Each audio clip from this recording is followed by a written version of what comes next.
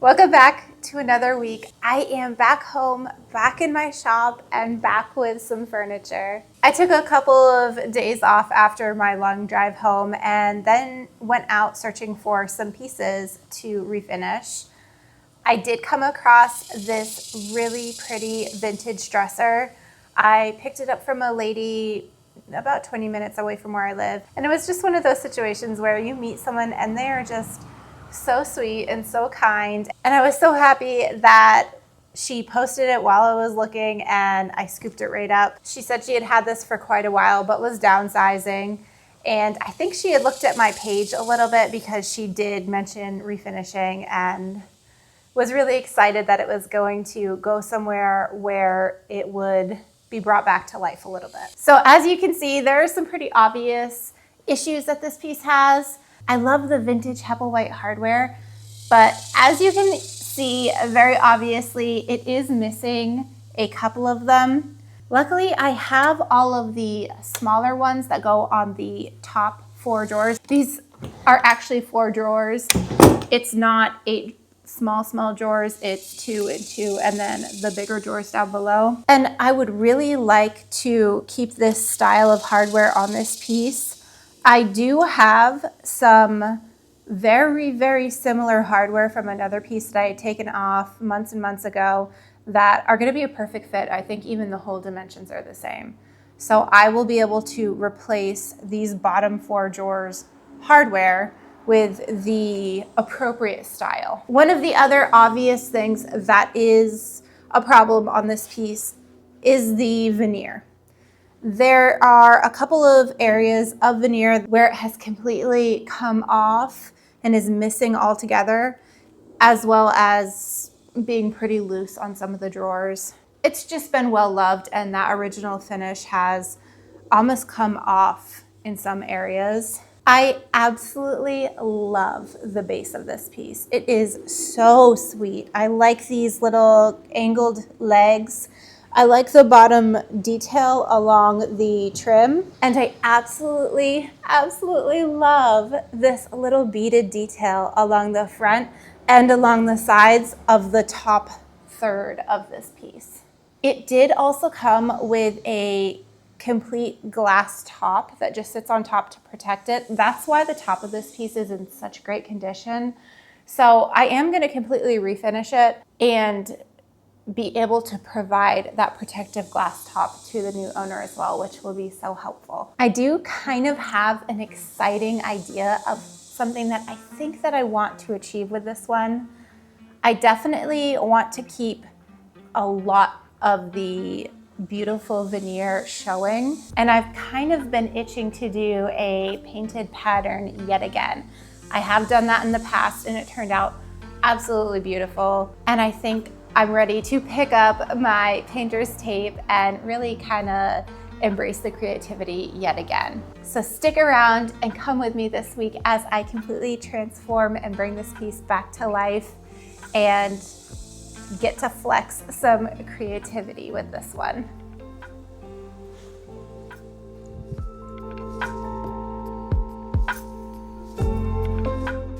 All right, time to throw my hair back and get started. And oh boy, is it hot here today. Ugh. You can hear the crickets or grasshoppers, whatever it is, those things only come out, it feels like, when it's like 100+ degrees out. And they are really singing today. But heat's not gonna stop me. Just take plenty of hydration breaks. I'm gonna start by taking this piece apart and really assessing what kind of damage and repairs that I'm gonna have to make to this piece. The drawers are also, I know, not necessarily in the correct order and orientation, so I might have to play around with that a little bit.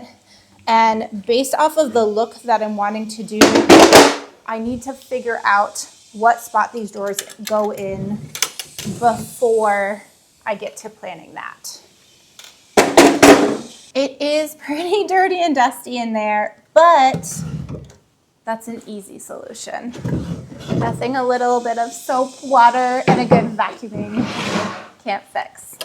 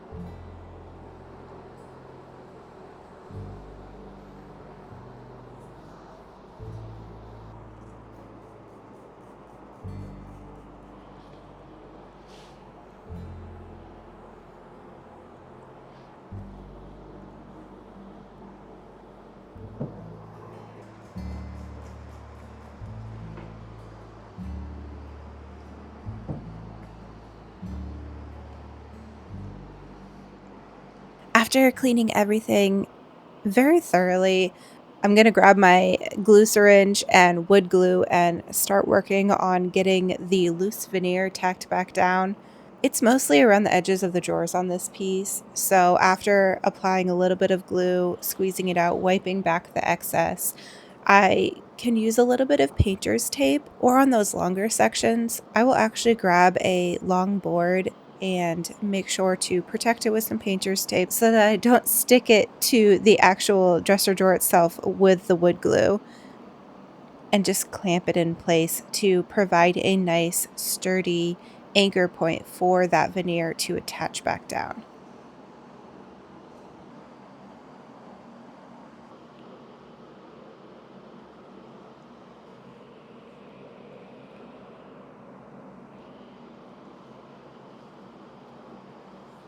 Next up, I do want to go ahead and address those actual missing pieces of veneer. I have some leftover mahogany veneer from another project. It didn't come from this dresser, so I know the tone might be a little bit different, but it will be a good patch. I'm just looking to get the easiest fit for each place where it is missing the veneer. In this particular spot, I found it easier to apply it and then cut it from below. But on the bigger patches, I will actually create a tape template and go from there.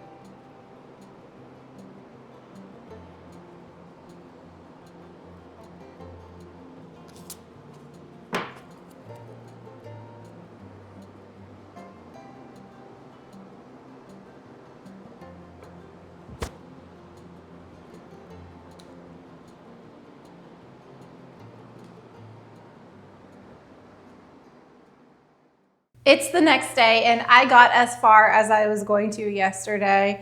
Now I can go ahead and remove all my clamps and see how my glue patches did.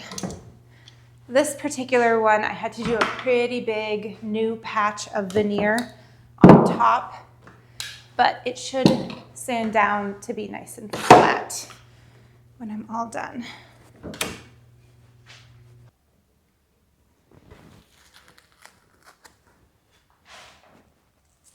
Time to grab my sander and get to work. I'm first going in with my orbital sander to remove the majority of the finish on all the flat surfaces. I like to grab usually a 120 grit to get started with to really see how that finish is coming up, and it did come up pretty well in this case. A medium grit like that is a perfect starting point, and if I have a more stubborn finish, then that's when I'll go in with my 80 grit. But if the 120 seems to be doing the job, there's just a little bit less of a possibility of blowing through the veneer on the edges when you have a higher grit. Once I have one surface completely sanded down with the 120, I am going to go back in using 220 grit sandpaper and even everything else out.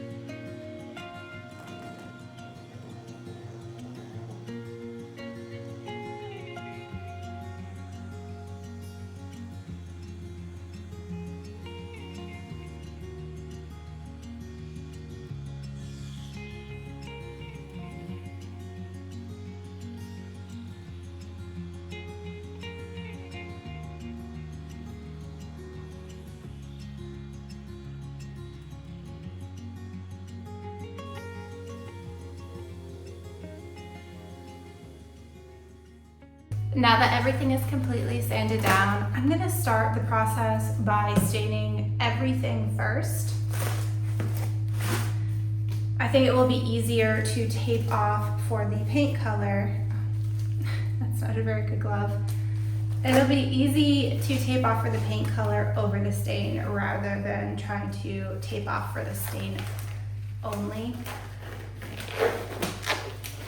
I am opting to use a water-based stain. I've used this one before. Special Walnut. It dries really quickly, so that means as soon as it's done drying, I can go ahead and move on to the next step because I do expect this to be a pretty tedious process.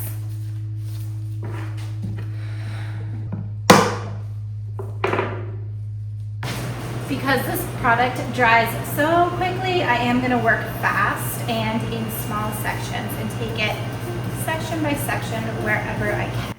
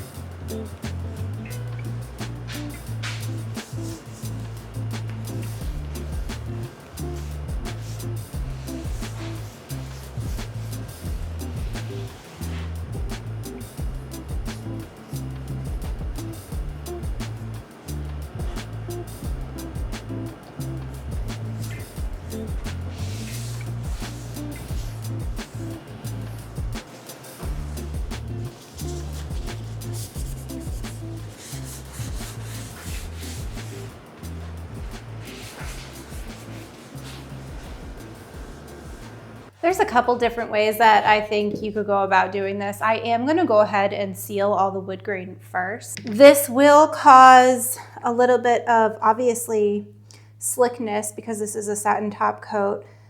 So in the areas that I do want to paint my pattern, I will just have to lightly scuff sand and or possibly even do a little bit of light clear primer over.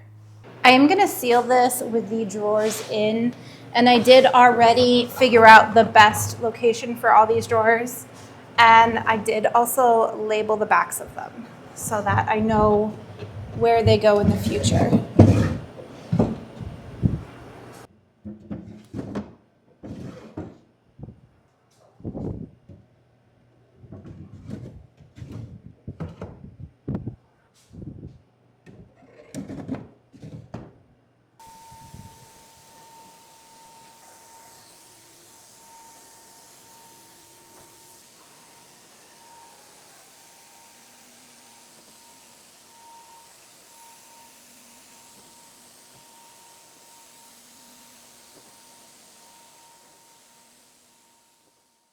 All right, after all of that hard work, the fun really starts. I actually got inspired by a new rug that I picked up for my kitchen. It is a checkered rug, and I was looking online and I was like, I don't know if I've seen like a Harlequin style checkered pattern on a dresser like this, one that has a little bit of ornate details, not a whole lot because that would be difficult to do, but I think that this might be fun. I went ahead and I did some measurements, some calculations, and I think that this is going to be a good size for what I want to do. Now, I was going back and forth on how I was going to handle these trim pieces that run in between the drawers. And I think what I'm actually going to do is incorporate them in the pattern, as difficult as that might be. I'll just have to really make sure that my frog tape really contours in around these curves. I am going to leave these side pieces, the stained wood. I think they're absolutely beautiful. This is my favorite detail on this piece, this like beaded accent. I'm also going to leave the legs as is. Again, love these legs. They have a lot of character to them, the nice sweeping edge. And I'm also going to leave this center stripe. I'm kind of playing with this as I go. I am thinking that I will bring the pattern onto the side panels. I'm not sure about the top yet. I might leave the top as is. I think it might get a little bit too busy if I bring the pattern onto the top as well. I really want to leave a lot of the wood grain elements on this piece as well. Obviously, it's a mahogany, so it's always going to be a red tone. Even though I used kind of a cooler brown stain, it's still very much going to be warm, and that is perfectly fine. I think that it's going to really be beautiful with this look in this pattern. I've never done this one before, so I'm definitely going to be kind of working with it as I go. I do know that I will be using this template quite a lot and really taking my time with the tape. The first thing I want to make sure that I do is that I get this first row of pattern very, very straight. If it's slightly twisted one way or the other, it's just not gonna line up the pattern nicely and it will look wonky at the end.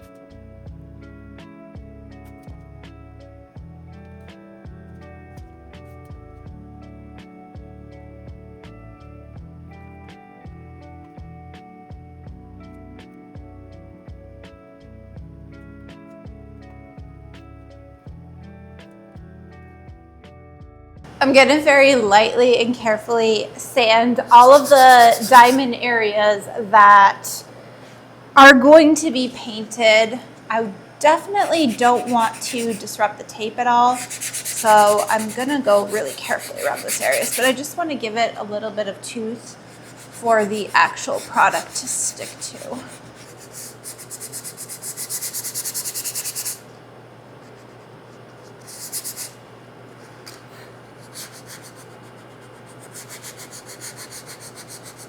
I want to make sure to get all of this dust off, but more so using a wet microfiber towel and running it over these tape lines will really help to activate that glue and help it to stick so that I have nice crisp lines for when I am ready to eventually peel this off. And if there are any areas that I can tell are a little bubbled up, I will definitely focus on those more. Now, since this is mahogany, which is notorious for bleeding the tannins through to the paint, I do want to make sure to seal it. As a primer, I am going to be using a clear shellac.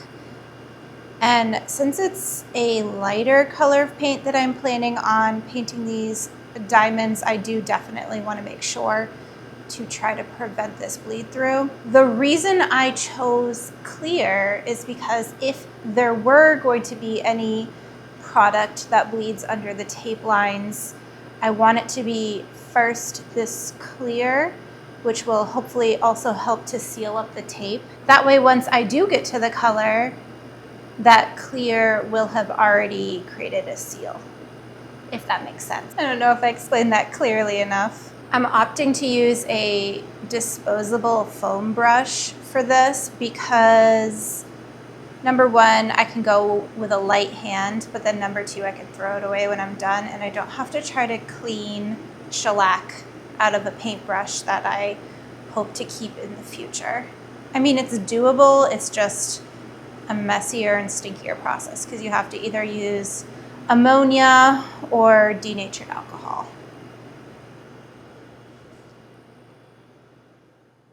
All right, it's time to add the color. I'm really looking forward to getting this bright green tape off. It's so distracting. I am choosing a custom mixed, like mushroomy color. It's a nice neutral, and I am just gonna brush it on. It might take 2 coats. I'm not necessarily looking for like perfect coverage here. It's almost okay if it's got not a messy look to it, but this is supposed to be a artistic, almost like hand painted look, in my opinion. I just want to be very careful when I brush it on to only have it in the areas that I want it to be.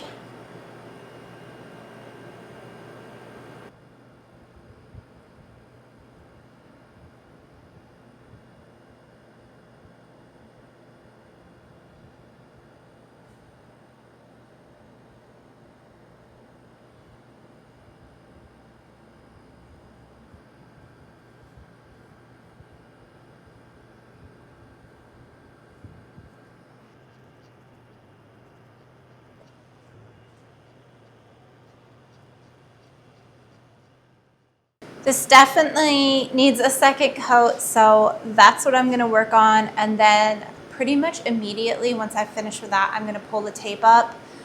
I find it's best to pull the tape up while the paint is still a little tacky, and hopefully if I had gotten any under the tape, it would still be slightly wet enough to wipe away, but this paint dries so quickly, I'm not sure if that will be possible. But fingers crossed that everything turns out well. I am definitely seeing a little bit of paint bleeding under the tape in the areas that were expected, basically around these curved areas. It's just always so challenging to get a nice crisp line going around detail. But it's not too bad, and I'm hoping I can take like a razor blade or something and scrape some of it off while it's still tacky. We shall see. It's now time to start cleaning up this old hardware. Luckily, I did keep some hardware in this style from another piece, and it matches really, really closely. So I'm going to replace all the larger pieces with this style rather than this style. It's also just in better shape. You can see there's quite a bit of rust on these old ones, and I have a full set of these, so I will use these instead. And I would clean everything in the same exact way with water and vinegar boiled on the stove and then buffed with Barkeeper's Friend and very, very fine steel wool.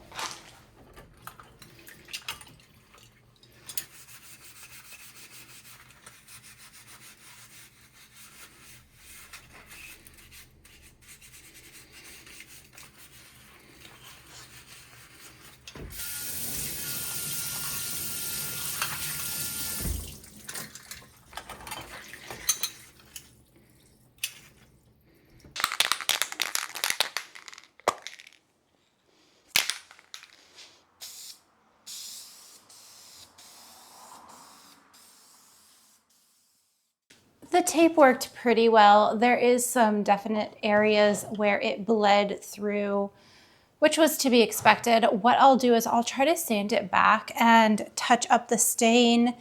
Worst case scenario, if I need to use a little bit of brown paint that matches the color of the stained wood, I absolutely can do that as well.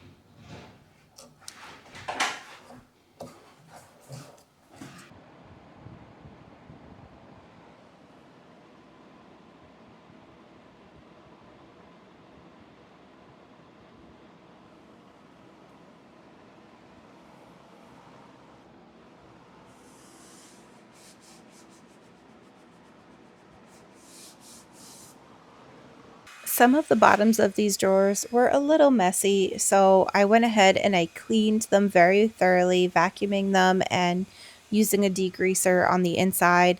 And if there were any stains, I just lightly tried to sand them out before lining these drawers with a pretty print.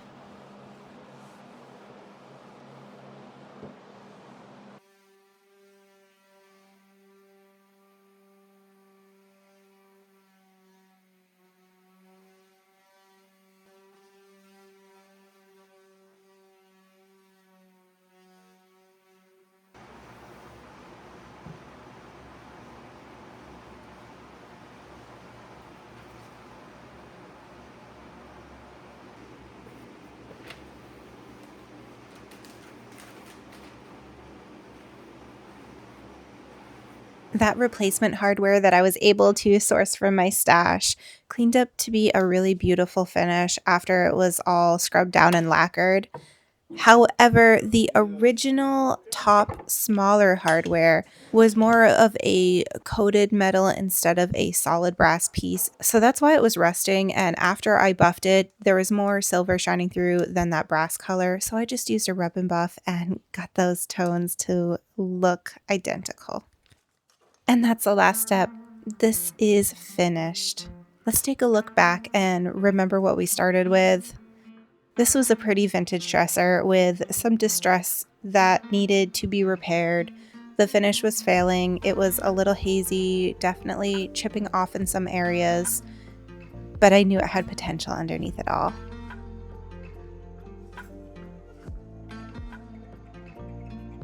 And potential it had. This was such a fun project to do. I really, really enjoyed myself. I always joke with my husband, I like to take on projects and probably sink way more time into them than actually is, quote unquote, necessarily the most profitable. But I can't help myself. I just want to create, and I have a vision in my head, and all I want to do is execute it as soon as it jumps in there. I hope you liked this process. I really had fun with it. Let me know down below, did you like this checkered print? If you did, feel free to like and subscribe. Thank you so much for watching.